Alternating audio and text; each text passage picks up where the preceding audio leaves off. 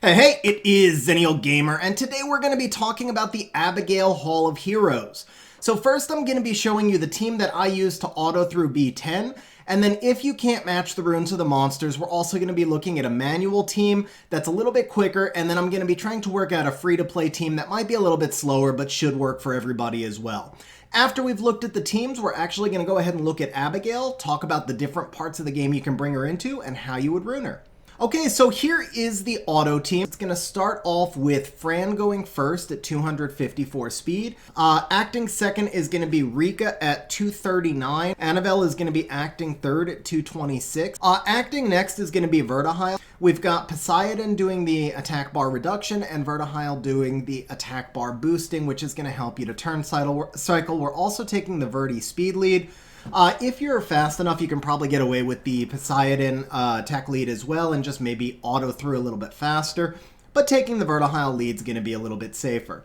So since I'm on B10, I'm actually not going to run this team all the way through, or I wouldn't be able to demonstrate more teams after it, but I am going to take it to the end so you can see how it works. So basically, this month's Hall of Heroes, I've got to say this is probably one of the easiest ones that I've seen. Now, it could just be that my team happens to counter it really well, but I think it's just a particularly easy month because of the Wusa being the mini-boss. Now, the Wusa is going to be completely shut down by the Poseidon Silence plus the attack bar manipulation, and the two Berettas on the side are going to be handled by the Annabelle Cleanse plus the Fran Immunity.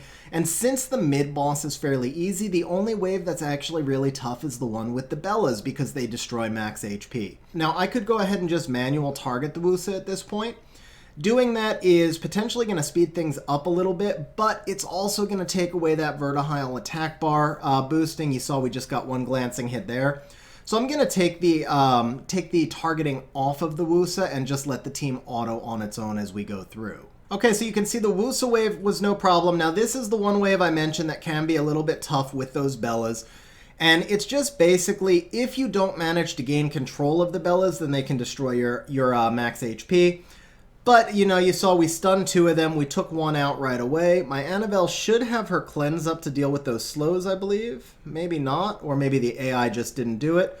Either way, we're already down to one Bella, and she's going to die to the continuous damage. Just in case, I know these monsters are actually relatively high rune quality. From an efficiency perspective, the Verd is significantly lower rune quality than the others. As you can see, we autoed through with absolutely no problem, so we're going to go ahead and quit out the battle right now, and we're going to work on a manual team that should be a much lower rune requirement.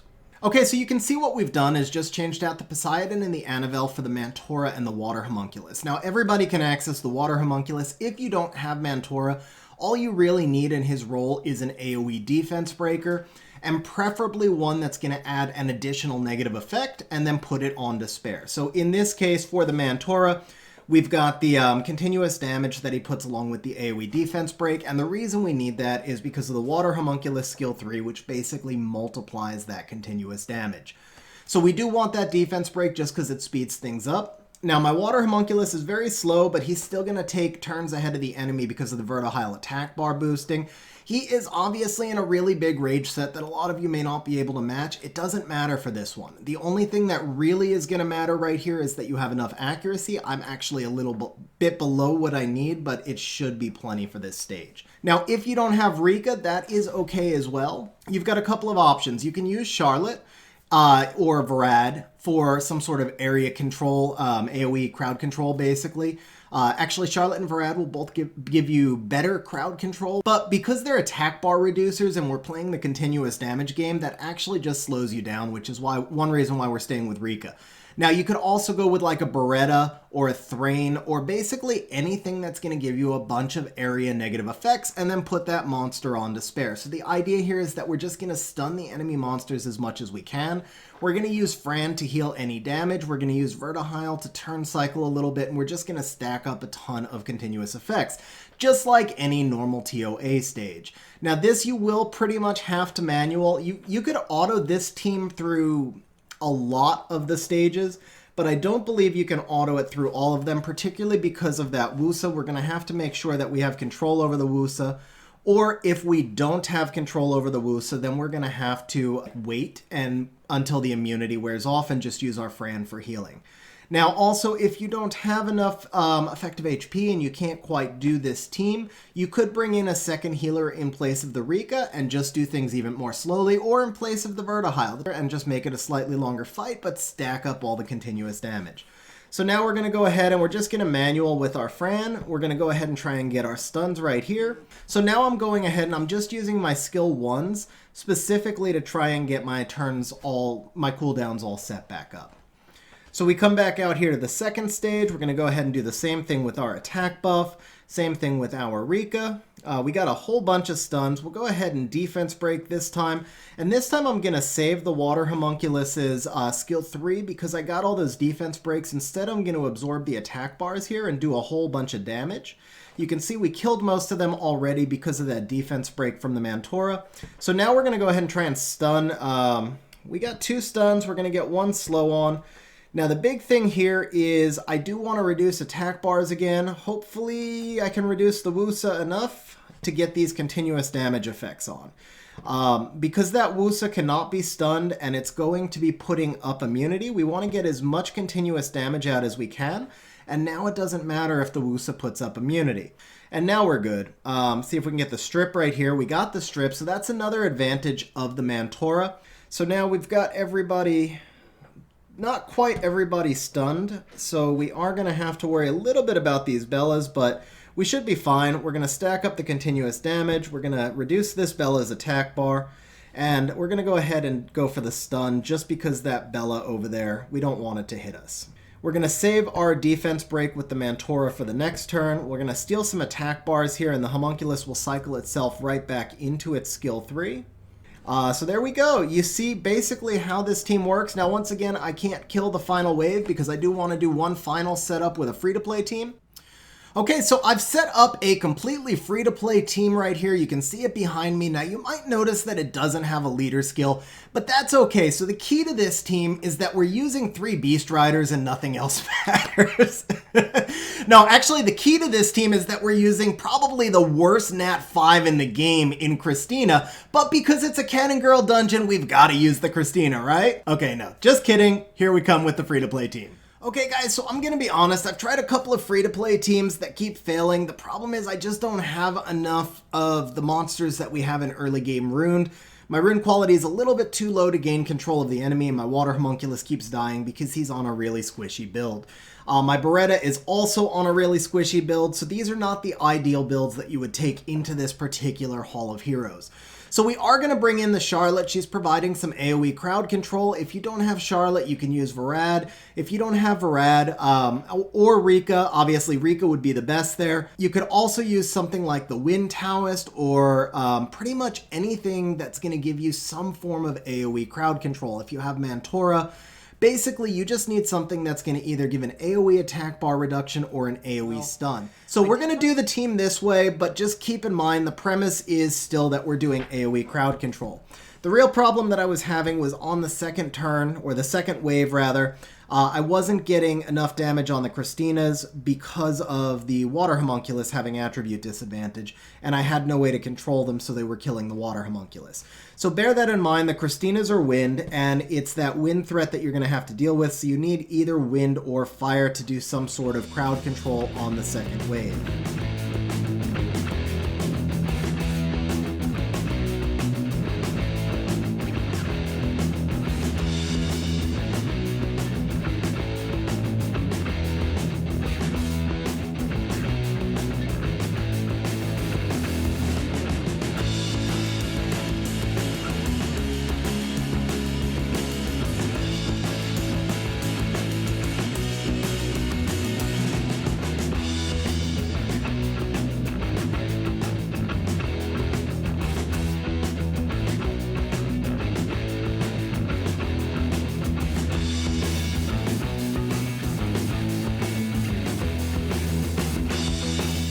We're good. We'll go ahead and take away your attack bar and actually just kill you. Now we'll go ahead and kill you. We'll go ahead and kill you. And we'll kill everyone.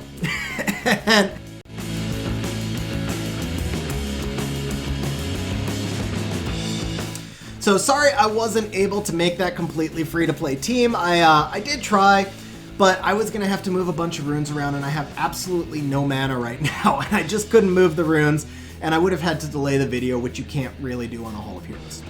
But we came as close as we could, 4 free-to-play units, and then 1 unit that you can swap out with a few different options. So there are your 3 Hall of Heroes teams. Now let's go talk about Abigail. Okay, so the first thing that we should talk about with Abigail is her use in Necro, because she is one of the premier shield breakers in the game because of this second skill that attacks random enemies 8 times. But the Necro boss is only 1 enemy. There's nothing else to attack, so if she uses her skill 2 against the boss, she hits him 8 times.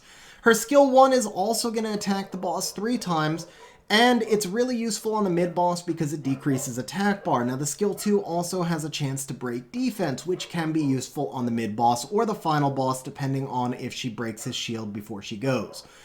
I used Abigail in Necro for a long time. I will tell you, in my opinion, she's probably either the 3rd or 4th best shield breaker in the game. There are a couple of better options, and I no longer use her as a shield breaker.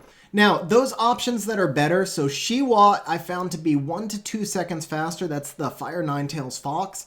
Asilin the Dark Archer is actually slower than Abigail, but he does have some separate benefits because he attacks on his passive. But if you don't have any of those monsters built, big important thing here. Do not awaken Abigail. Here's why. When you awaken her, she gains a new skill, and this skill only hits 2 times. So it reduces her effectiveness as a Necro shield breaker. Now, since I am no longer using Abigail for Necro, we're going to go ahead and awaken her, and then we're going to skill her up with what we just got from that Hall of Heroes. By the way, it's worth mentioning that this 3rd skill is actually a really useful Dragon's B10 skill because it can strip and then attack bar, AoE attack bar reduce, and it does pretty good damage. Abigail as a monster overall does pretty decent damage. She's got a decent base attack for a Nat 4 at 736. Where you're going to find she shines the most is honestly in 4-star Special League. I ran into her a lot in G2 teams, and she was really tough to deal with. Outside of Special League, she's not going to do much for you on defense, but she is a pretty effective Siege and Guild War offensive unit. So we're actually going to rune her up now, and then we're going to take her into Guild War and test her out in a few comps. Now, the recommended build for Abigail is usually going to be Violent Will. If you're using her for PvP, obviously. Violent Will, speed, crit damage, and attack. However, I don't have the Violent runes in my inventory, and as I mentioned, I don't have enough mana to go do through a bunch of rune swaps. So we're just going to put her in a Shield Will set right now, and probably Shield Will Revenge. Okay, so we have now imported the file, and I've moved the camera over a little bit so you guys can see the screen. Now, whenever I calculate a monster, I always like to get an idea of the damage they can do. Just so I can compare builds and so forth. So we're going to take a look at her average damage on her skill 3. We're going to assume defense break, and we're taking her into Guild War. There's not going to be any guild skills, and I usually like to mark the average enemy defense at about 1100. I think that's where most non-defensive units tend to be, is 1200. And we're going to add in a leader skill of 15 and crit rate. And the reason I do that is because I'm looking for my average hit right now and not my crit hit. What I'm doing is basically accounting for attribute advantage. So by adding that 15 crit rate leader skill, we're assuming that we'll always be attacking with attribute advantage with her. And that cuts us down to 4 builds. Now, the highest crit build is Guard Endure Will, but we like the Shield Will build, so that's really, it's just going to be this one. So now we're going to compare. We can have a Shield Will at 200 speed and just under 12,000 damage, or we can have a Violent Guard at 211 speed and about the same damage, about the same effect. It's about the same everything. Obviously, in Violent, it can be fight changing, but Shield Will is going to make her a more useful siege monster for me because I can bring her in against Orions. So I think we're actually going to take the Shield Will. It's kind of counterintuitive. Everybody always wants Violent, right? But Violent is RNG based. It's great on defense, and it's great on offense too. I mean, I'm not like crapping on anybody's Violent. But yeah, it's not as reliable. It's RNG based. When I go into offense, I want to be able to count on what my team's going to do. So the Shield Will create some additional counters for me against Orions in 4-star bases. Okay, so it turned out that several of these runes were actually ungrinded. I still had Simulate Grinds on, but we're going to go ahead and stay with this build. It actually still has the potential to be much faster. So there's a terrible speed gem on this slot 3. And by the time it's said and done, once I'm done grinding and gemming, it will be about as fast as that violent build. Everything else was about equal. Okay, so it just so happens we have an Orion on the very first base that we look at, and after that big speech about Shield Will, I have no choice, do I? We have to take Abigail into this base. Okay, so as you can see, we're bringing in Vigor, Triana, and Abigail. I'm trying to keep it in kind of that siege theme as well. So the basic idea here is Vigor's going to give me the defense break, set up the big hit from Abigail, so we're going to kill that Commune early. The Triana is going to protect me against that Trasar hit.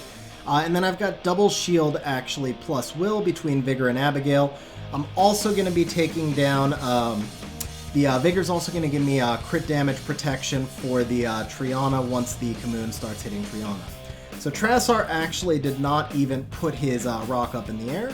Okay, so I just moved the camera, and now we're going to take a look at Abigail. So this skill 3 attacks the enemy with a cannon gun to remove beneficial effects, and then inflicts damage on all enemies and decreases their attack bar. So we're going to bring this in slow motion. We're going to see how much damage she can do.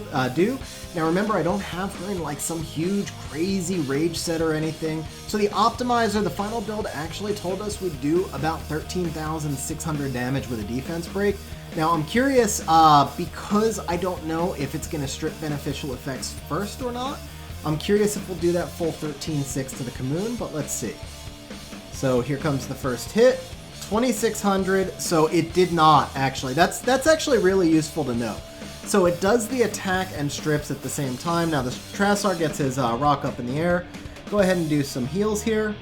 And we can actually go back up to full speed. I think we're going to hold on to the Triana heal right now because that Trasar rock's coming down. The sleep right there was really nice.